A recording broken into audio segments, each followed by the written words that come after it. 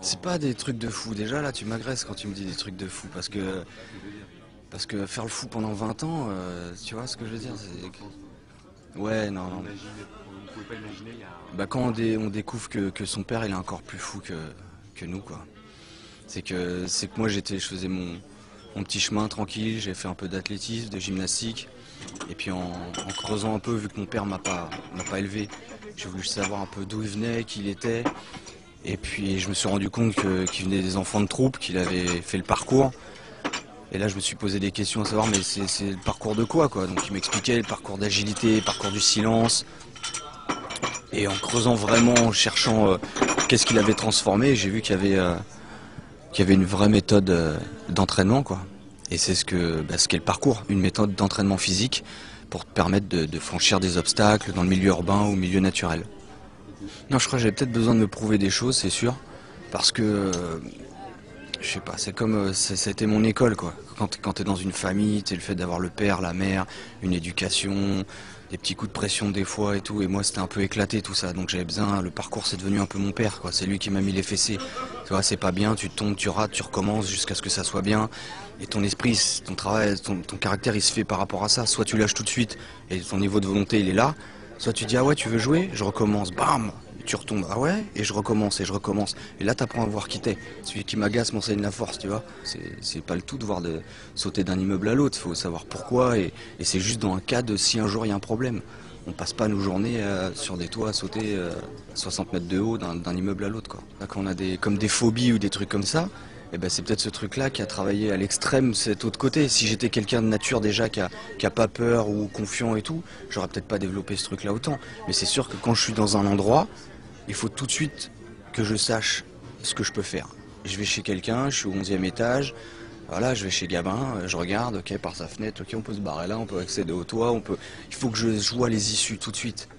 Il faut pas que j'ai horreur de me sentir étouffé, enfermé. En faisant ça, en pratiquant le parcours, moi, ça m'a déclenché ces ouvertures d'esprit, à m'intéresser à d'autres choses et tout. Mais un mec, il peut retrouver ça en faisant de la musique, en faisant du dessin. Tu vois, le truc, c'est peu importe ce que tu fais, fais-le bien. T'aimes pas l'école, ok. T'as le droit de pas aimer l'école, mais qu'est-ce que tu vas faire? Si c'est ouais, j'aime pas ci, j'aime pas ça, et que tu restes chez toi et que tu fous rien, je peux pas croire ta vision de la vie. On doit faire des choses. On est là, on n'a pas assez d'une vie pour faire tout ce qu'il y a à faire. Exceller, bon bah si t'as des gens des fois suivant leur morphologie ou comment ils sont, s'ils sont prédisposés à telle chose, ils vont apprendre plus vite que d'autres. Après c'est qu'une différence de ça.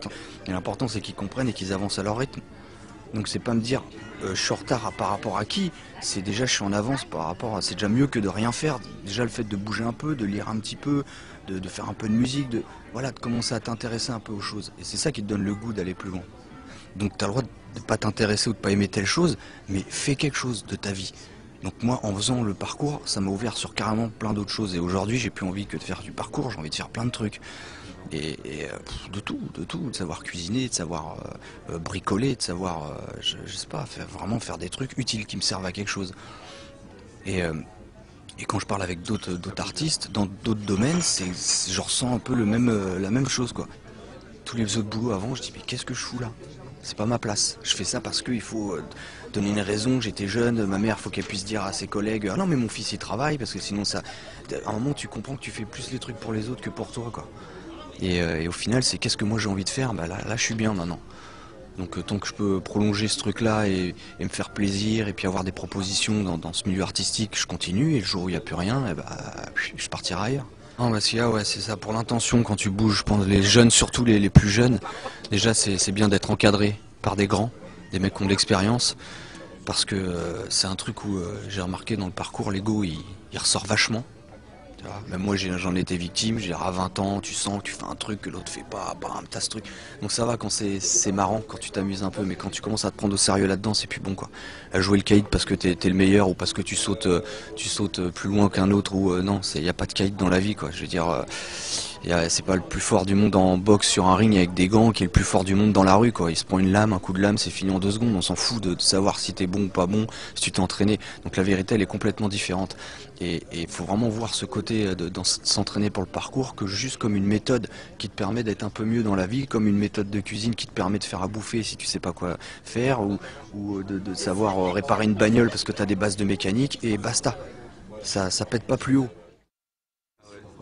Ah bah c'est sûr que ouais, si je me retrouve en tôle alors que j'ai rien à y foutre, faut s'attendre à que je cherche un moyen pour me barrer quoi. Mais, mais si j'y suis parce que j'ai fait une connerie, bon bah voilà, je ferai. L'expérience de télé-réalité, peut-être en tôle, voir en combien de temps t'es. Ah, ça peut être un bon jeu, ça, ouais. Franchement,